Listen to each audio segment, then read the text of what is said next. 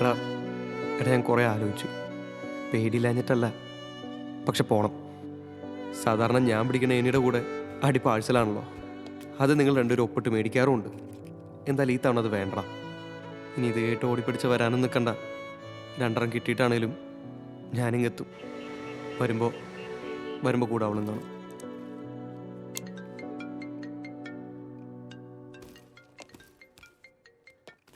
Hello, നീ ഇറങ്ങിയോ?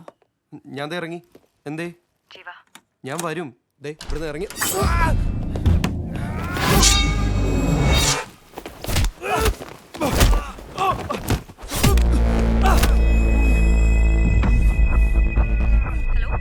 Hello ജീവ.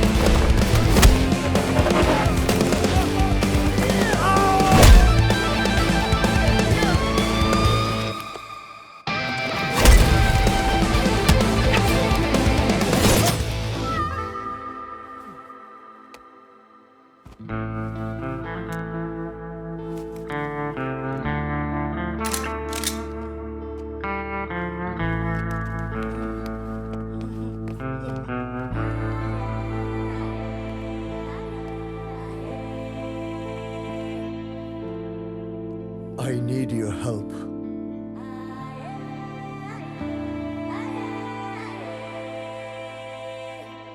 Sir, sir പറഞ്ഞ റെസ്റ്റോറൻറ്റ് മുന്നിലെത്തി. സാറിൻ്റെ ഭാര്യ അകത്തുണ്ട് സർ. എല്ലാം ഓക്കെ അല്ലേ? എല്ലാം സേഫാണ് സർ. സേഫ് ആയിട്ട് ഒരു ഫ്രണ്ടിൻ്റെ കൂടെ ഇരുന്ന് ചായ കുടിച്ചോണ്ടിരിക്കുകയാണ് സർ. ഫ്രണ്ടോ? ഏത് ഫ്രണ്ട്? ഏത് ഫ്രണ്ടാണെന്നറിയില്ല സർ, പക്ഷെ നല്ല മാന്യനായ ഒരു പയ്യനാണ്. പയ്യനോ? എന്നിട്ടാണോ താൻ സേഫ് ആണെന്ന് പറഞ്ഞത്? സർ, കണ്ടിട്ട് മാഡം വളരെ ഹാപ്പി ആയിട്ട് സംസാരിക്കുന്നുണ്ട് സർ. അതുകൊണ്ട് അതൊക്കെ പോട്ടെ.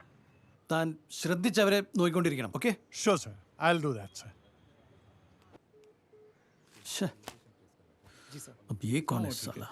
എന്നാലും ഏതവനടാ ഈ രാജീവ് സാറിന്റെ ഭാര്യയെ വളയ്ക്കാൻ ധൈര്യമുള്ള ഒരു കോഴി ഈ നാട്ടില്?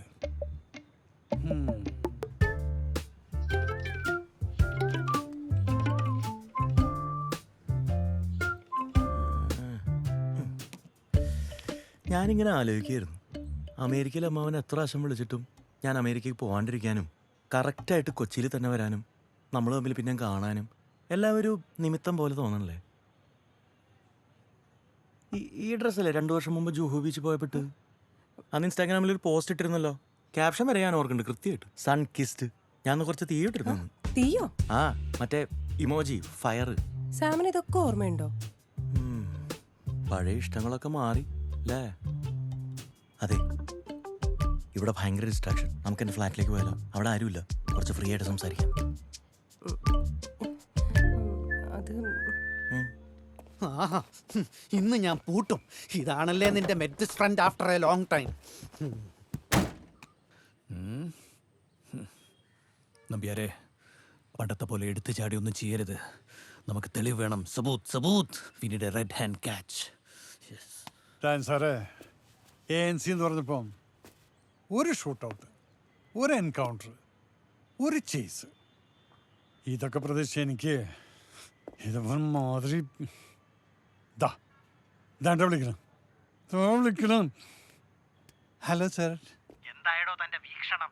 ഞാൻ വീക്ഷിക്കുന്നുണ്ട് സാർ, വീക്ഷിച്ചുകൊണ്ടേയിരിക്കുകയാണ്. നല്ലവണ്ണം നല്ലപോലെ വീക്ഷിച്ചുകൊണ്ടിരിക്കുന്നതുകൊണ്ട് മൂത്രം പോലും ഞാൻ ഇവിടെയാണ് ഒഴിച്ചത് സാർ. ഒന്ന് പറഞ്ഞു തൊലക്ക്. ഇപ്പൊ അവരെന്താ ചെയ്യണത്?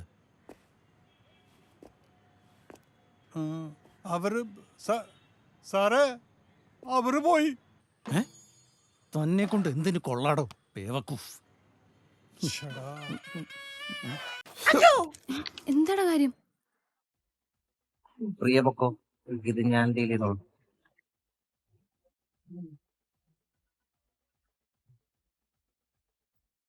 വീട്ടില് കുറച്ച് കട ഉണ്ടായിരുന്നു. അപ്പൊ ഓൺസൈറ്റ് പോയിട്ട് അതൊക്കെ ഒന്ന് വീട്ടാന്ന് വിചാരിച്ചായിരുന്നു. കുഴപ്പമില്ല, നിങ്ങൾ ഇത്രയും പേര് വന്ന് റിക്വസ്റ്റ് ചെയ്ത സ്ഥിതിക്ക് ഞാൻ ഓൺസൈറ്റ് പോണില്ല. സാം പൊക്കോട്ടെ, എന്നാ ഞാൻ പൊക്കോട്ടെ. എന്താ ഒതന്റിക്കരി ചെയ്യടാ. എന്ത് ആരോട് ചോദിച്ചിട്ടാ ഈ കോപ്പ് നിന്റെ ഫോണിലേക്ക് മാറ്റിയേ? ആരോടും ചോദിച്ചില്ല. പിന്നെ അത് ആ ലാപ്പ് തുറന്ന എന്റെ ചീട്ട് കീറും. അതാ. എന്താ സാറേ? അത് പറ സതീശ.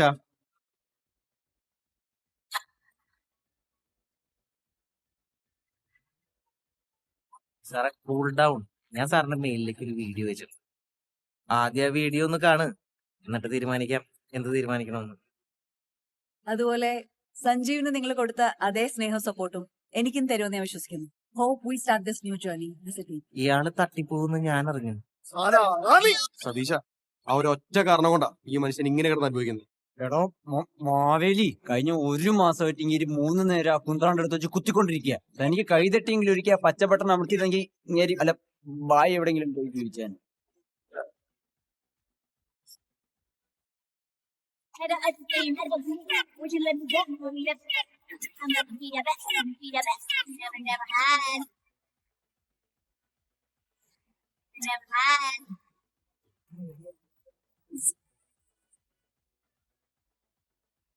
ഞാൻ കരുതി പോലീസാണെന്ന്.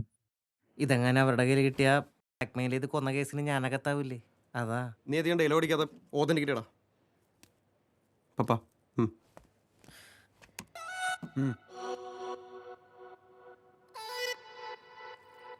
വരുന്നില്ലല്ലോ. അയ്യോ, ഇത് സാമിന്റെ ലാപ്ടോപ്പാ. ലാപ്പ് മാറിയോ?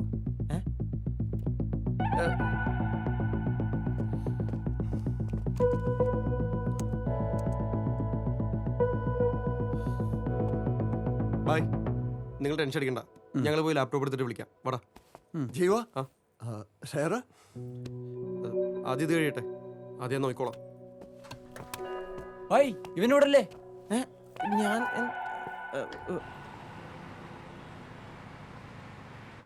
അയ്യേ, ഇതൊക്കെ ആരെങ്കിലും ആനിവേഴ്സറിക്ക് ഗിഫ്റ്റ് കൊടുക്കൂ? ഞാനായിരുന്നു പ്രിയ കല്യാണം കഴിച്ചിരുന്നെങ്കിലുണ്ടല്ലോ. പ്രിയയോ? അല്ല, ഇഷേ, പ്രിയപ്പെട്ട ഇഷേ കല്യാണം കഴിച്ചിരുന്നെങ്കിലുണ്ടല്ലോ. കല്യാണം കഴിച്ചിരുന്നെങ്കിൽ ഇതേപോലത്തെ ഡിസ്കമ്പി പ്രതിമയൊന്നുമല്ല, നല്ല ഉഗ്രം ഗിഫ്റ്റ് ചെയ്യാൻ തന്നെ. ഒരു മാറ്റവും ഇല്ലല്ലോ ഇപ്പോഴും. അത് വിട്, നീ എന്താ കല്യാണം കഴിക്കാഞ്ഞ്? അതല്ലേ, നീ പോയതിനു ശേഷം നിന്നെ പോലെ നല്ലൊരു പെൺകുട്ടിയെ കല്യാണം കഴിക്കാൻ കിട്ടണ്ടേ? എന്തോ, നീ എന്നെ പ്രേമിച്ചോണ്ടിരുന്ന കാലം മുതൽ അറ്റ് ദി ടൈം നിനക്ക് എത്ര ഗേൾ ഫ്രണ്ട്സ് ഉണ്ടായിരുന്നു എന്നുള്ള കാര്യം എനിക്ക് വ്യക്തമായിട്ട് ഇപ്പോഴും ഓർമ്മയുണ്ട്. ഹലോ ഹലോ എടി, ഒരു മിനിറ്റ്, കേൾക്കുന്നുണ്ടോ? ഇപ്പോഴും ഓർമ്മയുണ്ടത്ര. ഹലോ, എവിടെയാ? ഞാൻ അവന്റെ ഫ്ലാറ്റില്. So fast. നിന്റെ കാട്ടുകുഴി എന്ത് പറയുന്നു? കൊത്തി തുടങ്ങിയോ? അളിയനൊന്ന് എറിഞ്ഞ് നോക്കി വല്ല നടക്കുമെന്നറിയാം, ഇൻഡയറക്ട്ലി. എന്നിട്ട് നീ എന്ത് പറഞ്ഞു? നടക്കില്ല എന്ന് പറഞ്ഞു, അല്ലാണ്ടെന്ന് പറയാൻ. നടക്കൂലെന്ന് പറഞ്ഞാ നടക്കും. ആണ് ഫീമെയിൽ സൈക്കോളജി. ആയിരുന്നല്ലോ. എന്താടാ? അതെ, ഒരു 5 മിനിറ്റ് ഇവിടെ തന്നെ ഇരിക്കും. ഞാനിപ്പോ ഒരു അർജന്റായിട്ടൊരു സാധനം മേടിക്കാണ്ട്. അപ്പൊ നമുക്ക് പോകണ്ടേ സാം? ഇവിടെ ഇരിക്കിവിടെ. ഇപ്പൊ ഒരു 5 മിനിറ്റ് പോരാ.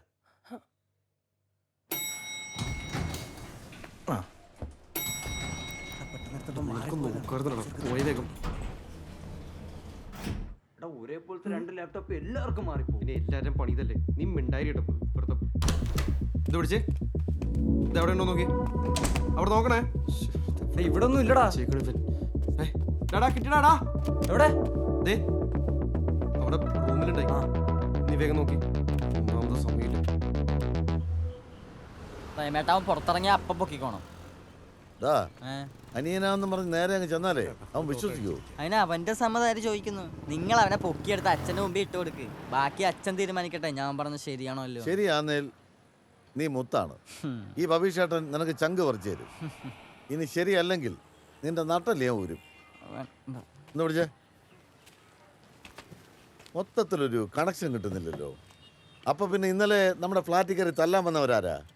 അതിപ്പോൾ എന്താ ആലോചിക്കാൻ? രാവിലെ അവസരം വിളിച്ചല്ലേ. നമ്മളെ കൊണ്ട് കൊള്ളില്ലാത്തതുകൊണ്ട് പുള്ളി വേറെ ആളിറക്കിയിട്ടുണ്ടാവും. ഇതിനൊരു തീരുമാനമാവുന്നവരെ ജോസേന്റെ കൊണ്ടുകളിൽ നിന്ന് നമ്മളവനെ പ്രൊട്ടക്ട് ചെയ്യണം. അത് നിങ്ങളുടെ ഉത്തരവാദിത്തമാണ്. ആണല്ലേ? എൻ്റെ മൂക്കിടിച്ച് വിളിച്ചാൽ ആർക്കും ഒരു കുഴപ്പമില്ല അല്ലേ?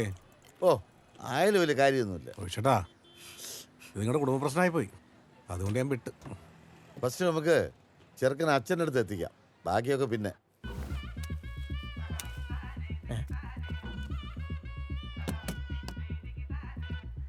നീ ഫോർത്ത്